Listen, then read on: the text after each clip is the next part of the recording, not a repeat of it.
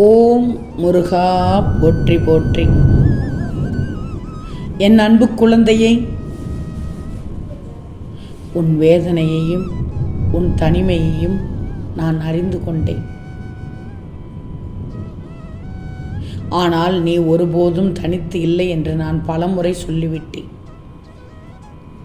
உன் தனிமையில் இந்த முருகன் உன்னோடு இருக்கிறேன். செல்வமே, உன் நல்ல மனதால் தான் நீ அனைத்தையும் பொறுத்து கொண்டு செல்கிறாய் என்று எனக்கு தெரியும். ஆனால் அதை உணர வேண்டியவர்கள் உணராதது போல் இருக்கிறார்கள். உன் நல்ல மனதிற்கு நீ எதிர்பார்த்த நன்மைகள் நடக்கும். எங்கும் எதிலும் நிதானத்தை மட்டும் நீ கடைபிடிச்சுக்கணும். எந்த விஷயத்திலும் பதட்டம் அடையக்கூடாது. ஒரு செயலை செய்யும் முன் என்னிடத்தில் கோரிக்கை வைத்துவிட்டு செய்துவிடு. தொடங்கு. நிச்சயம் அது நன்மையில் முடியும். உன் வாழ்வு எந்த இடத்தில் இருந்தாலும் அந்த இடத்திலிருந்தும் உன்னால் மேலே வர முடியும். இங்கு எதுவும் காலதாமதம் ஆகிவிடாது. புரிஞ்சுக்கோ. ஒரே ஒரு நிமிடம் உள்ளம் உருகி கண்ணீரை விட்டு, முருகா நீ பார்த்துக்கோ, மனசில் ஒரு பிரச்சனை குழப்பமாகவே இருக்குன்னு புலம்பிக் கொண்டிருக்கிற இந்த முருகனிடம் சொல், எல்லாத்தையும் நான் பார்த்து கொள்கிறேன். புரிகிறதா தங்கமே? குழப்பம் இல்லாமல் ஒரே ஒரு நிமிடம் என் கண்களை உற்று பார்த்து உன் வேண்டுதலை என்னிடத்தில் சொல். நிச்சயமாக அது நிறைவேறும். எல்லாம் நல்லதாக நடக்கும். உனக்கு துன்பம் வருவதற்கு உன் முருகன் நான் எப்படி அனுமதிப்பேன்? உன்னுடைய எல்லா கவலைகள் கஷ்டங்களிலுமிருந்தும் இப்போது உன்னை விடுவித்து கொண்டிருக்கிறேன். அதை நீயும் பார்த்து கொண்டே தான் இருக்கிறாய். நான் உன்னோடு இருக்கும்போது பிறகென்ன கவலை? மகிழ்ச்சியாக இரு. நீ என் பிள்ளை. நானே என்னிடம் வரவழைத்து கொண்ட செல்ல பிள்ளை. உன்னை எப்படி கைவிடுவேன்? தைரியமாக இருக்கணும். எதையும் நீ இழந்து விடவில்லை, இழந்து விட மாட்டாய். எல்லாம் பொக்கிஷமாக பாதுகாப்பாக உள்ளது. உன்னை சேர வேண்டிய நேரத்தில் அனைத்தும் சேர்ந்துவிடும். கவலையே படாதே. ஒன்று மட்டும் புரிஞ்சுக்கோ, நீ நல்லவன் என்று மரணம் உன்னை விட்டு வைக்கப் போவதில்லை. கெட்டவன் என்று உடனே மரணம் வந்துவிடப் போவதும் இல்லை. நீ வாழப்போகும் இந்த குறுகிய காலத்தில் உன்னுடைய செயல்பாடுகளை வைத்தே மரணம் உன்னை நெருங்க நேரம் குறிக்கிறது என்பதை மட்டும் மறந்து விடாது. எனவே உன் முருகன் சொல்ல வருவது என்னவென்றால், வாழும்போது யாருக்கும் தீங்கு செய்யாமல் மகிழ்ச்சியிடம் வாழ்ந்துவிட்டு செல்லணும். புரிகிறதா தங்கமே? உன் மனதிற்கு உருவம் இல்லை, ஆனால் அபாரமான சக்தி உண்டு. உன் மனதை அமைதியாக வச்சுக்கிடணும். அப்பத்தான் அந்த அமைதியான மனதில்தான் ஆற்றல் அதிகரிக்கும். அதனால் தெளிவான முடிவை உன்னால் எளிதாக எடுக்க முடியும்.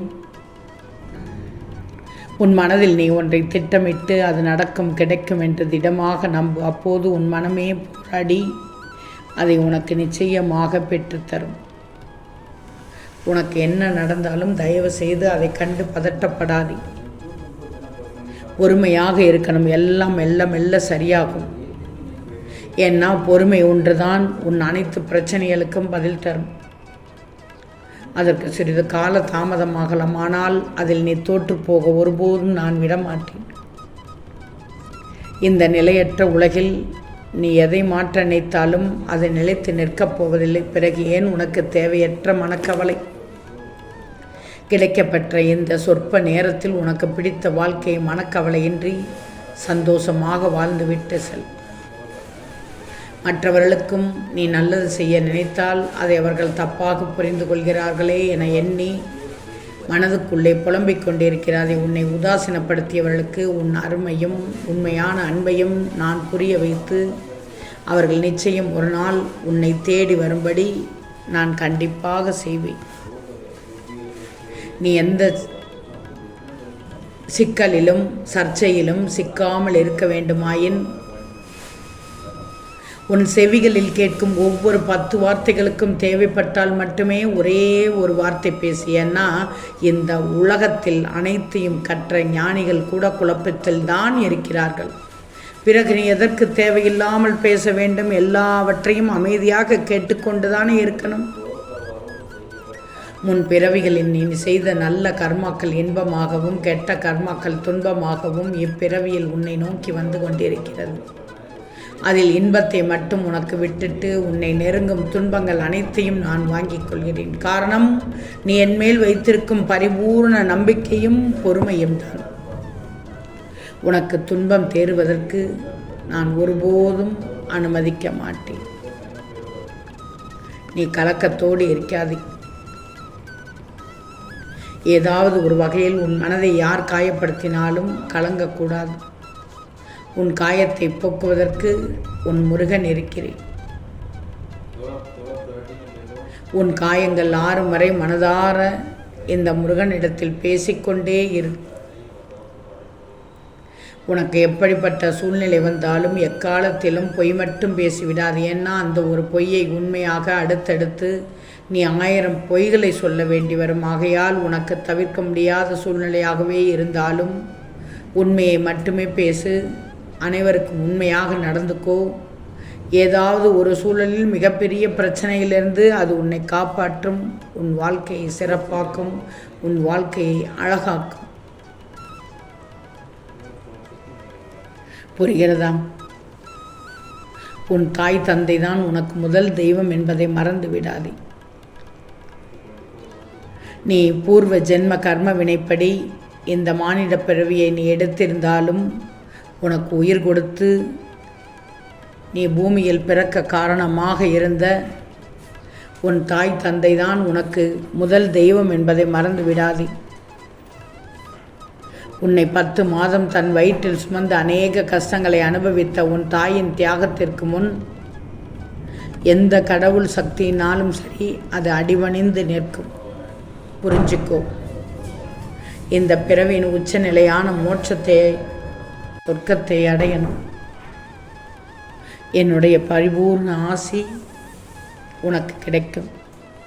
நீ செய்யும் ஒவ்வொரு காரியத்தையும் உன் தாய் தந்தையின் ஆசீர்வாதத்தோடு செய்தாயெனில் இந்த முருகனின் பரிபூர்ண அருள் உனக்கு கிடைக்கும். கவலையே படாதே, நான் இருக்கிறேன். நீ நினைக்கலாம், உனக்கு கெடுதலும் துரோகமும் செய்துவிட்டு அவர்கள் சந்தோஷமாக வாழ்கிறார்களே என்று எண்ணி மனம் வருந்திக் கொண்டிருக்கிறாய்.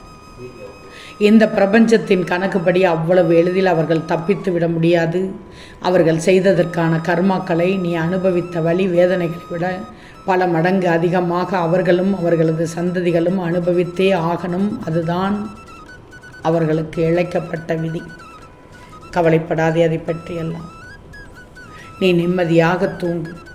நாளை உனக்கு ஒரு புதுமையான புது திருப்பம் நிச்சயமாக ஏற்படும். அந்த திருப்பம் கிடைக்க வேண்டுமானால் நம்பிக்கையோடு வெற்றிவேல் முருகனுக்கு அரோகரா என்று சொல்லி திருப்பத்தை தரும் முருகனை உன்னை நம்புகிறேன் என்று 6 முறை சொல்லிவிட்டு தூங்கு.